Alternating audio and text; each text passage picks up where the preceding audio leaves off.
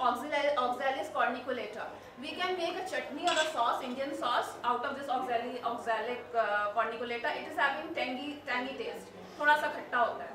So if we are making chutney of this and we are having this chutney along with our diet, it is going to fulfill our nutritional needs of iron. Next please. Next. This is Alternanthera sessilis. Same thing it's also doing. Next please. Yes. This is the common name of Alternanthera sessilis, Part-4 bhaji. Next please. This is the Acacia tora. Amit, one thing I want to ask, the plant which you are showing are not readily available to make, So from where we can get these plants, where we can use it? Because Sabji wala give us only pudina. AKP Healing India. AKP Healing India is available to you now. You can come anytime to AKP Healing India and we are providing with plenty of these vegetables as well. Great. So I am the founder. It's at Charu Farms. So Achiranthus aspera. Next please. This is Kutir bhaji. Next please. Sudia nudiflora. Next. Great. So why don't you show us your website so that people can go there. And then the common name of these plants, because these it's written over Kesri Sag. Next. Next. Next. Yeah. So this is the comparative analysis in which we have found the iron content of these green leafy vegetables. Next please. This is a pie chart showing. Next. Next. These are the conventional green leafy vegetables which are using in our day-to-day life, like spinach, bathua, these things. Next. Next. Now in this graph you can see the maximum number of iron reported is on Amaranthus vitam, and which is the unconventional green leafy source. Next. Recommendation. Now this is very important. Yes, some research I have done, but what I recommended, we are sitting for recommendations exactly, So first recommendation is the 3 major approaches to combat iron deficiency leading to the threatening anemia are supplementation, fortification and dietary diversification by using green leafy vegetables. Second, above mentioned wild edible plants of ethnobotanical interest should be introduced should various wasteland from forest region in India through social forestry program. For the use of such plant during scarcity, these plants should be chemically screened and for their active principles. Third point is leaves of oxalis corniculata can be used to make iron-rich sauce, that is chutney, an Indian delicacy owing to its tangy sour taste. And the fourth point which I recommended is Amaranthus britum, that is cholai, was analyzed to fairly highly rich iron content. Hence it can be mixed with triticum and sorghum. Triticum मतलब जो आटा होता है, wheat का जो आटा होता है, उसमें we can mix the powder of these leaves. These leaves are dried and this dried powder can be mixed in our day-to-day flour, and so we are making iron-rich chapatis out of that. So there are various things, various methodology in which can be adopted to have the iron-rich diet. Next. Next. Next. So chulai can be made into a saag also. That's right. Saag in salads, in soups also. So the conclusion, bioprospects of green leafy vegetables for anemia management has great scope.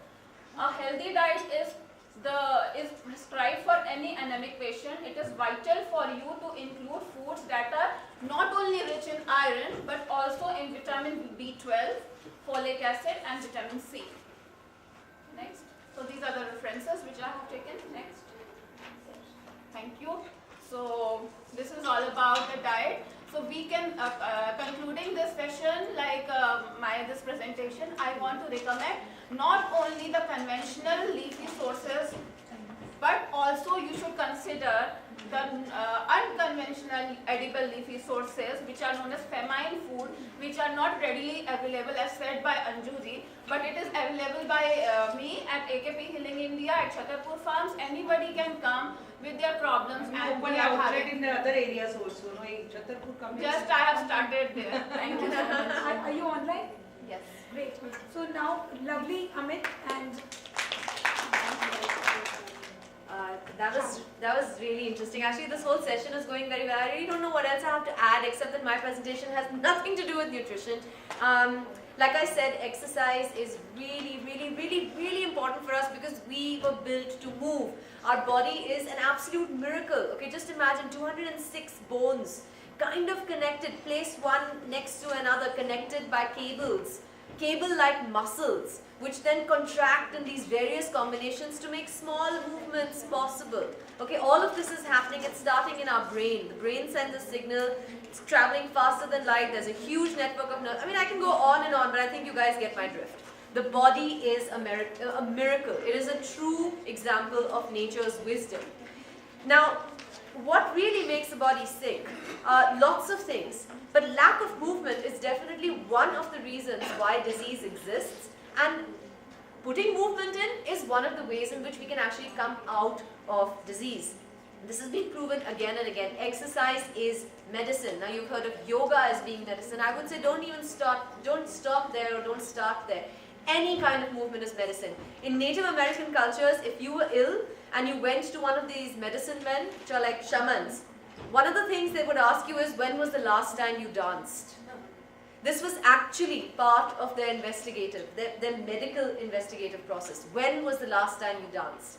That's how important exercise is. Exercise really is medicine.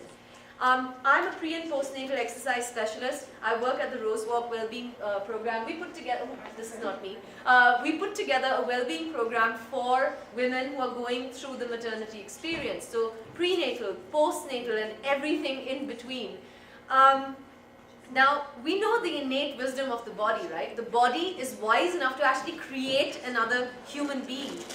But exercise as medicine was the basic philosophy when I was starting the well-being program. We decided that fitness, nutrition, and happiness together need to be an essential part of any maternity experience, and that's what our program is about. Now, I just want to quickly tell you about a few quick, interesting benefits to exercise when it comes to pregnancy. What do you think are the benefits of exercise when you're pregnant? There are many. Okay, a lot of people are like, you exercise when you're pregnant? Are you serious? Yes, you must. It is so important. It is incredibly important. I mean, everything it can take care of. Pregnancy symptoms. Nausea ho raha hai?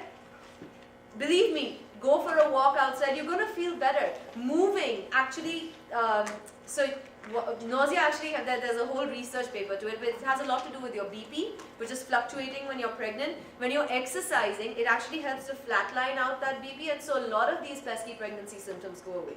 There are a whole bunch of benefits. That you have less swelling, you are less likely to have varicose veins, you're less likely to have a whole bunch of things. But one of the major benefits of exercising when you're pregnant is that the placenta becomes more efficient. The placenta is an organ that your body is growing spontaneously when you're pregnant. It keeps the baby attached to the mother. This placenta becomes more efficient when you're exercising. There's more blood which is going to and from the mother and to the baby. There's more oxygen that is going to and fro. What are the benefits of exercise to the unborn baby when the mother is exercising? Yes, the baby actually is getting fitter as well. It's incredible, but this is actual research. Yes? I used to dance a lot when I was pregnant, even in the month of 8 months. And Yeah, me too. I used to feel too much connected with my baby, and I could feel that sense that she herself in me is enjoying it. Absolutely. Yes. You know, babies love I think movement. that was the best time I could feel when I... Ma'am, you've said it. There's research that goes behind this. There's actual research which is now coming, like this is 30-year-old research which is now proving that babies that are born to exercising mothers have better cognitive skills. They're able to grasp things better. Why? Because they have had exposure to music, to movement, they've been in the care of other people, they've had a whole bunch of this stimuli which are started before they were born. So, I mean, I don't know how true this is. I mean, I feel a little weird saying this, but my son is quite chatty as well, and I was exercising the whole time. But that's what research says, that children born to exercising mothers are fitter and smarter, and they remain like that for the rest of their lives because it becomes part of who they are. But one of the biggest benefits of exercise while you're pregnant is that your baby in the womb is exposed to the lesser stress of exercise. Exercise is a stress. So the body experiences a stress, the baby experiences a mild stress. Regular exposure to mild stresses like this actually makes him more resilient to the much more stressful experience of childbirth. So childbirth actually becomes easier for you and for your baby. It's easier for you because you have stronger muscles, you can push that baby out faster, stronger. It's easier for the baby because the baby is used to, yes, okay, alright. Well, you know, when, especially when mothers have had a difficult time conceiving or, you know, why are they advised bed rest? Okay, so I'd never go against doctor's advice. There's a lot that, I mean, it's a complicated process. And if your doctor has advised you bed rest, I would never say, forget all that, come on, let's get up and dance. But nowadays, a lot of doctors are also understanding that movement and exercise is very beneficial to their patients.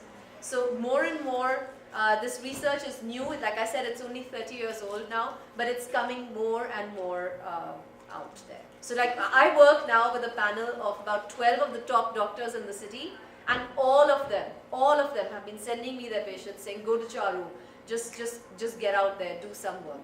A lot of times you have some conditions that actually don't allow you to exercise, like placenta previa, when the placenta is very close to your cervix. So that's, so that's the one.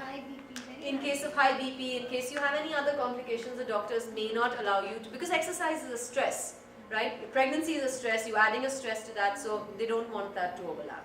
But there are very, very stringent safety guidelines within which we work. By we, I mean the certified pre- and postnatal exercise specialist. Please don't go to your local gym if you're pregnant. Please go to a specialist. Sorry, ma'am. Why are cesareans happening? Is it because the mothers do not exercise or? Yes, I truly believe that. How many of you have given birth? Do you remember that birthing position? It's a full squat, okay? They'll tell you hold your thighs into your chest and then you take a deep breath and you push. It's a full squat position. Women who cannot get into that full squat position, normally, how many of us can actually do a full Eastern squat? Yes, I can too. Women who can't do that have trouble giving birth. Their pelvis doesn't open, the baby is not coming out properly, baby goes into distress, emergency C-section. So a lot of it does have to do with the fitness of the mother. Even if a mother is whole time working and is very, Look, there are many other factors as well, right? Exercise is just, exercise is just one of the factors, but it is a very major factor, and it is something which is in your control. A whole bunch of other things are not in your control. I cannot control my hormone levels. I cannot control where my placenta decides to attach to my uterus. But I can control how much I exercise. I can control how much time I spend on my body to get strong. Another thing I tell a lot of my patients is, dude, I mean, if you don't exercise in the 9 months that you're pregnant, at the end of it, God is going to give you a 3 kg baby in your arms, and you're going to have to hold that baby day and night. Have you thought about it? Have you actually, do you have enough strength to actually do this? And then they come back to me 1 month later saying, "Mere yahan dard ho raha hai, mere back mein dard ho raha hai," and I'm like, "Pehle karna tha na." So this is how I prepare my girls for motherhood. I really believe that strong women make strong moms. Thank you. Lovely, thank you. We sum up